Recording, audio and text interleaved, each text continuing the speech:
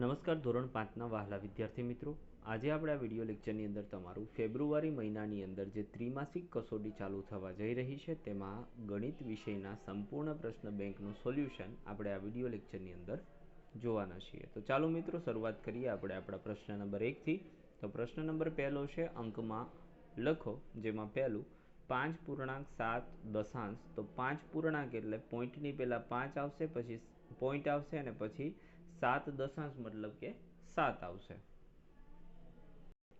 ત્યાર પછી બીજું છે 13.9 તો પહેલાં 13 પૂર્ણાંક છે એટલે 13 લખવાના, પછી પોઈન્ટ મૂકવાનો. હવે 9 છે એટલે પોઈન્ટ પછી 9 લખવાના.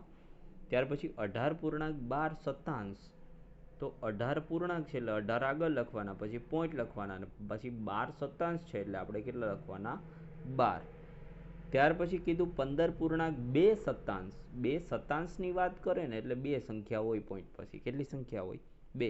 દશાંશમાં એક સંખ્યા હોય, સતાંશમાં બે સંખ્યા હોય અને સહસ્ત્રાંશ હોય તો 3 સંખ્યા હોય. પણ આમાં સહસ્ત્રાંશ ક્યાંય છે નહીં એટલે 3 સંખ્યાવાળું નહીં આવે. એટલે 15 પૂર્ણાંક કીધા એટલે પહેલાં 15 પૂર્ણાંક લખીશું, પછી પોઈન્ટ મૂકીએ.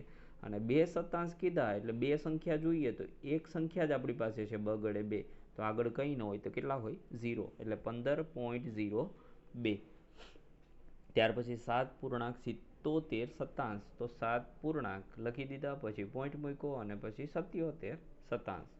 ત્યાર પછી 7 સતાંશની વાત કરી તો 7 સતાંશ આગળ પૂર્ણાંક નથી તો મૂંઝાવાનું નહીં, 0 પોઈન્ટ મૂકી દેવાના. અને સતાંશ કીધા એટલે બે સંખ્યા જોઈએ તો એક સંખ્યા 0 અને બાકીની સંખ્યા 7ના 7. ઓકે. ત્યાર પછી પ્રશ્ન નંબર બીજો છે, નીચે આપેલા નકશા પરથી પ્રશ્નોના ઉત્તર આપવાના છે. તો આ નકશો આપણા પાઠ્યપુસ્તકની અંદર પણ આપેલો છે. એમના ઉપરથી આ ઘણી વખત પૂછાયેલો પ્રશ્ન છે કે શાળા બગીચાની કઈ દિશામાં આવેલી છે? તો જે આપણી શાળા છે એ બગીચાની કઈ દિશામાં આવેલી છે? તમે જુઓ તો બગીચો ક્યાં છે? તો આ નીચેની તરફ બગીચો છે, તો એની કઈ દિશામાં છે? તો ઉત્તર દિશામાં છે.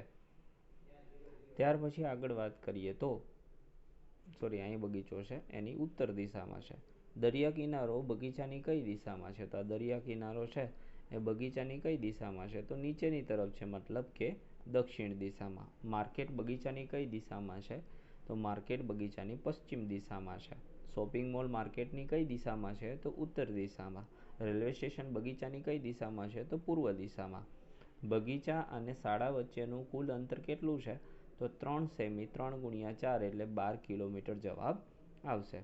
ત્યાર પછી મિત્રો પ્રશ્ન નંબર 3 છે, આપણે ખોખા ખોલવાના એક પાર્ટ છે કે ખુલ્લું કરીએ તો કેવું દેખાય? તો જુઓ, આ પહેલું જે ચિત્ર છે આ ક્રોસ જેવું દેખાય છે, એ તમે સી નંબરના ક્યુબને ખોલો ને, જ્યારે ક્યુબને સમઘનને, ત્યારે તે આવું દેખાશે. ત્યાર પછી જ્યારે તમે પિરામિડને ખોલો ને ત્યારે તે આવું દેખાશે. એટલે બીજા નંબરનાને આપણે એ સાથે જોડવાનું છે, પહેલા નંબરનાને આપણે સી સાથે જોડવાનું છે. ત્રીજો જે નંબર છે, આ ત્રીજા નંબરને તમે જ્યારે પણ ખોલશો ત્યારે તે તમને કેવું દેખાશે? તો તે તમને આ પ્રિઝમ જેવું દેખાશે, જે આવશે બી પ્રકારનું. ત્યાર પછી તમે ચોથા નંબરનું જે છે એ છે લંબઘન, તો એમાં આવશે એફ. ત્યાર પછી 5મા નંબરનું જે છે તે તમને શંકુ આકારનું દેખાશે, જેમાં આવશે ડી. અને 6થા નંબરનું જે છે એ તો એક જ વધેલું છે, જે નળાકાર જેવું દેખાય છે પણ છે નહીં, તો એમાં આવશે ઈ. ઓકે, ચાલો. ત્યાર પછી નીચેની જે સંખ્યાઓ છે એને દશાંશ અંદર આપણે લખવાની છે, દર્શાવવાની છે. તો 5/10 જ્યારે હોય, જ્યારે 10 કોઈ પણ સંખ્યાની નીચે હોય તો 5 કરતાં 10 કેવા છે? મોટા છે. એટલે પહેલાં તો 0 પોઈન્ટ મૂકીને 5/5 લખી દેવાના થાય.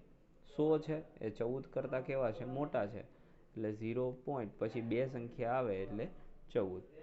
હવે 100 કરતાં 8 કેવા છે? તો કે ભાઈ નાના છે. નાના હોય એટલે પહેલાં આંખો બંધ કરીને 0 પોઈન્ટ મૂકી દેવાનો. અને 100ના બે મીંડા છે એટલે બે સંખ્યા આવે તો એક આપણી પાસે 8 છે, એક ઘટે એટલે 0.08 જવાબ આવશે. ત્યાર પછી 93/100 તો આ 93 છે કેવા છે? નાના છે. નાના છે તો મતલબ 0 પોઈન્ટ ને પછી કેટલા લખવાના? 93. આ 27/100 તો 100 કરતાં 27 નાના છે એટલે શું થશે તો કે 0.27. કેટલા થશે 0.27. ત્યાર પછી આગળની વાત કરીએ તો અહીંયા છે 428 છેદમાં 100. તો જુઓ 428 છે ને એ 100 કરતાં મોટા છે, તો બે સંખ્યા પછી પોઈન્ટ આવે તો 428 આપણે લખી દઈએ, પછી એક સંખ્યા બીજી સંખ્યા પછી અહીં શું મૂકવાનું થાય પોઈન્ટ, એટલે જવાબ શું આવે 4.28. આ આપણો જવાબ થશે. ત્યાર પછી માગ્યા મુજબ લખવાનું છે, એમાં ઉતરતા ક્રમમાં ગોઠવવાના છે. તો ઉતરતા ક્રમમાં જો ગોઠવીએ તો પહેલાં આવશે ઉતરતા ક્રમમાં મોટી સંખ્યા અને પછી તે ક્રમશઃ નાની થશે. તો ઉતરતા ક્રમમાં પહેલાં આવશે 12.21, પછી 11.44, પછી 10.52 અને પછી આવશે 8.31. એવી જ રીતના બીજું છે એમાં 19.81, પછી 18.81, પછી 17.93 અને 16.61. એવી જ રીતના અહીંયા 0.32, અહીંયા 0.31, અહીંયા 0.23 અને અહીંયા આવશે 0.13. એવી જ રીતના ચડતા ક્રમમાં, તો ચડતા ક્રમમાં પહેલાં નાની સંખ્યા આવે પછી મોટી આવે તો 11.30, 11.34, 11.40 અને 11.43, 3.8, 3.18, 3.80 અને 3.81, 5.3, 5.03, 5.3, 5.30 અને 5.32. એવી જ રીતના વાત કરીએ પ્રશ્ન નંબર 6ની, નીચેનું કોષ્ટક પૂર્ણ કરવાનું છે. 1 સેમી બરાબર 1 કિમી, તો નકશામાં જો 15 સેમી આપેલું હોય તો કેટલા કિમી થાય 15 કિમી થશે. 2 સેમી બરાબર 1 કિમી તો 20 કિમી બરાબર 40 સેમી થશે. 3 સેમી બરાબર 1 કિમી હોય તો 45 કિમી બરાબર 135 સેમી થશે. અડધા સેમી બરાબર 1 કિમી હોય તો 100 કિમી બરાબર 50 સેમી થશે. 1 સેમી બરાબર 1.5 કિમી હોય તો 60 કિમી બરાબર 40 સેમી થશે. 1 સેમી બરાબર 10 કિમી હોય તો 250 કિમી બરાબર 25 સેમી થશે. એવી જ રીતના પ્રશ્ન નંબર 7 છે. નીચે આપેલા નકશાને આધારે વાસ્તવિક ચિત્ર દોરવાનું છે. તો જુઓ, જ્યાં બારી છે અહીંયા બારી છે તો અહીંયા બારી, અહીંયા બારી છે તો અહીંયા પાછળની બાજુ બારી હશે, અહીંયા બારી છે, એક બારી અહીંયા છે અને અહીંયા દરવાજો છે તો અહીંયા દરવાજો. વાસ્તવિક ચિત્રો તમારે દોરવાના છે.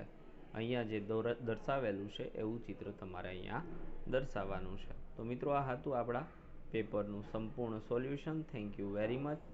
ફરી મળીશું નેક્સ્ટ વિડીયો લેક્ચરમાં. ત્યાં સુધી આવજો. જય હિન્દ, જય ભારત.